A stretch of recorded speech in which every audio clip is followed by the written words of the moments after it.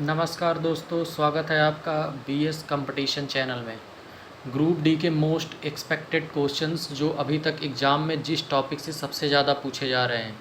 पहला टॉपिक जो आपका है वो है diagram based question. Diagram based question में कम से कम 2 से 3 क्वेश्चन आ रहे हैं जो अभी तक के बच्चों से पूछे हुए रिव्यू के हिसाब से जो पता चला है। और उसके बाद केमिकल रिएक्शन में जो अब सारे विस्थापन अभिक्रिया ये सब सारे रिएक्शंस जो आप पढ़ते हैं उसमें से 1 से 2 क्वेश्चन आ रहे हैं।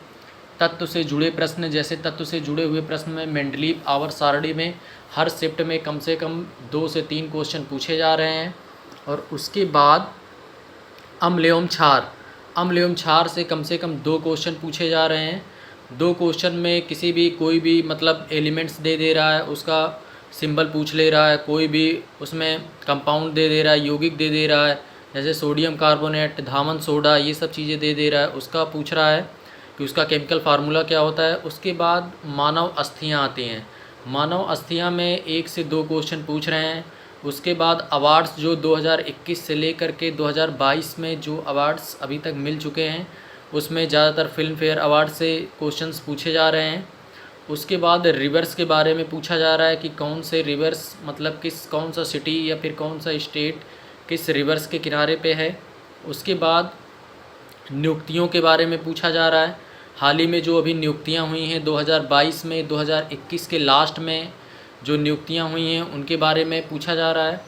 उसके बाद जो भारत सरकार की जो योजनाएं हैं तो उन योजनाओं में से 1 से 2 क्वेश्चन मतलब हर शिफ्ट में देखने को मिल रहे हैं। उसके बाद से संस्थापक किसी भी कंपनी का पूछ रहा है, जितनी भी एमएनसीज कंपनीज़ हैं, मल्टीनेशनल कंपनीज़ हैं, उनके भी संस्थापकों के नाम पूछ रहे हैं। उससे भी 1 से 2 क्वेश्चन, जो भी नियुक्तियां हो रही हैं उनसे भी 1 से 2 क्वेश्चन उसमें पूछे जा रहे हैं। उसके बाद स्टेटमेंट रीजनिंग में आ जाएं तो रीजनिंग में पूछा जा रहा है statement based question. Statement based question में कोई भी स्टेटमेंट दे दिया जा रहा है, उसके बाद उसका नीचे कंक्लूजन दिया जा रहा है, फिर उसमें से 2 से 3 क्वेश्चन हर शिफ्ट में देखने को मिल रहे हैं। उसके बाद डाइस की बात करें, पासा की बात करें तो उसमें स्टैंडर्ड डाइस और जनरल डाइस से कम 1 से 2 क्वेश्चन देखने को हर शिफ्ट में मिल रहे हैं। उसके बाद अनुच्छेद से क्वेश्चन पूछे जा रहे हैं। अनुच्छेद में जो क्वेश्चन अभी तक ज़्यादातर जो क्वेश्चन पूछे गए हैं वो 73वें और 74वें संविधान संशोधन से ज़्यादातर क्वेश्चन रिपीट हो रहे हैं। हर शिफ्ट में कम से कम 1 से 2 क्वेश्चन इस 73वें 74वें संविधान संशोधन से अभी तक देखने को मिला है। जो और भी बच्चे एग्ज़ाम देने गए थे उनसे पूछने पे जो बातें पता चली हैं उसके हिसाब से ये रिव्यू बनाया गया है। उसके बाद मैथ की बात करें तो मैथ में सिंप्लीफिकेशन के क्वेश्चन आ रहे हैं। सिंप्लीफिकेशन के क्वेश्चन जो हैं वो बहुत ज़्यादा टफ नहीं आ रहे हैं। 2 से 3 क्वेश्चन पूछा जा रहा है तो किसी शिफ्ट में 2 ही क्वेश्चन आ रहे हैं, किसी शिफ्ट में 4 क्वेश्चन आ जा रहे हैं। तो जो एवरेज मतलब पता चल रहा है बच्चों से पूछने पे जो पता चल रहा है मैथ के सिंप्लीफिकेशन में 2 से 3 क्वेश्चन कम से कम पूछे जा रहे हैं।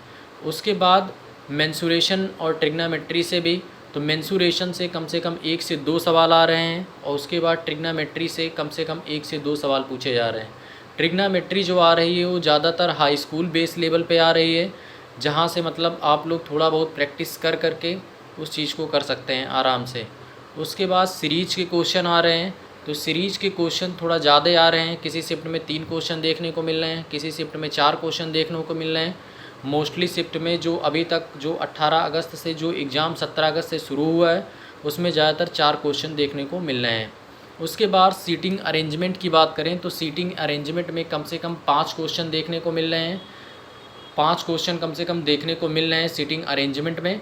और उस सीटिंग अरेंजमेंट में जो क्वेश्चन आ रहे हैं तो उसमें मतलब कुछ लोगों के नाम दे दिए जा रहे हैं या कुछ डेज दे दी जा रही हैं या कुछ लोगों को बैठाल दिया जा रहा है कि मतलब एक लाइन है उसमें कुछ लोग बैठे हुए हैं, उसमें से कुछ लोग दाएं से बैठे हुए हैं, कुछ लोग बाएं से बैठे हुए हैं। तो इस तरीके से क्वेश्चन सीटिंग अरेंजमेंट के क्वेश्चन उठाए जा रहे हैं।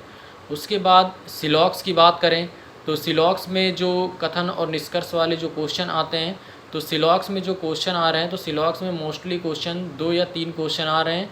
और इस सिलॉक्स में क्या हो रहा है कि मतलब 2 से 3 स्टेटमेंट आपको दे रहे हैं।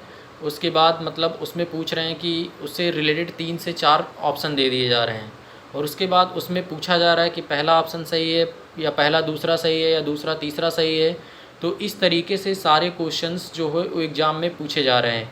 अभी तक जो बच्चों से रिव्यू लेने पर पता चला है तो उससे ही बात सामने आई है कि ये सब सारे जो क्वेश्चन हैं, अगर इतने टॉपिक पे आप लोग अच्छे से इस पे सारी चीज़ें कर लेते हैं तो आपका पेपर काफ़ी हद तक अच्छा हो सकता है।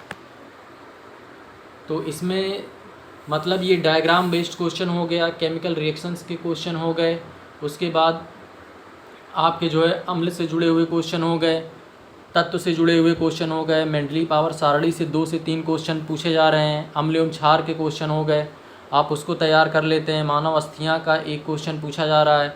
उसके बाद अवार्ड्स वगैरह जो आ चुके हैं उन सब सारे क्वेश्चन पूछे जा रहे हैं। अनुच्छेद में 73वां 74वां अनुच्छेद संविधान का बहुत ज़्यादा पूछा जा रहा है। मैथ में देखें तो मैथ में सिंप्लीफिकेशन वगैरह के क्वेश्चन बहुत ज़्यादा पूछे जा रहे हैं।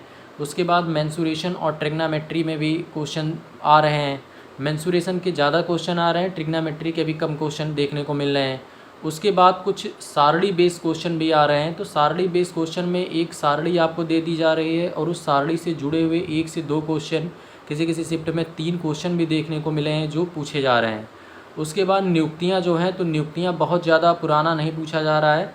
अभी जो रिसेंट में इधर 6 से 7 महीनों के अंदर जो नियुक्तियाँ हुई हैं वो सब क्वेश्चन पूछे जा रहे हैं।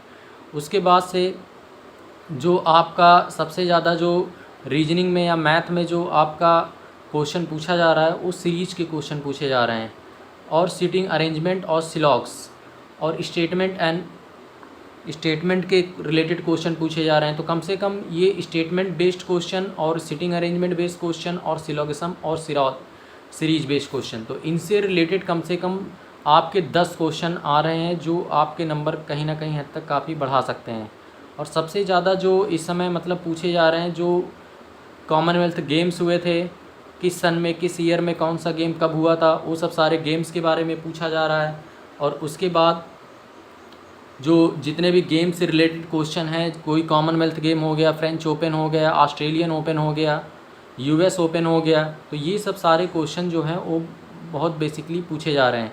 हर शिफ्ट में कम से कम करंट अफेयर से मिनिमम 5 क्वेश्चन देखने को मिले हैं और मैक्सिमम 7 क्वेश्चन या 8 क्वेश्चन देखने को मिल रहे हैं जो करंट अफेयर से आ रहे हैं। और करंट अफेयर जो आ रहे हैं वो बहुत ज़्यादा पुराने भी नहीं कह सकते हैं और बहुत ज़्यादा नए भी नहीं कह सकते हैं। कम से कम 1 से 1.5 साल के अंदर का जो करंट अफेयर है वो एग्ज़ाम में पूछा जा रहा है। तो इसीलिए ग्रुप डी का ये सबसे मोस्ट एक्सपेक्टेड टॉपिक्स था जो बहुत सारे बच्चों पे रिव्यू के द्वारा पता चला। तो ये आपको बताया जा रहा है। इन सब टॉपिक पे आप ख़ास करके ध्यान दें तो आपका एग्ज़ाम कहीं ना कहीं हद तक के काफ़ी अच्छा हो सकता है, जिससे आपको सिलेक्शन पाने में आसानी हो सकती है। धन्यवाद।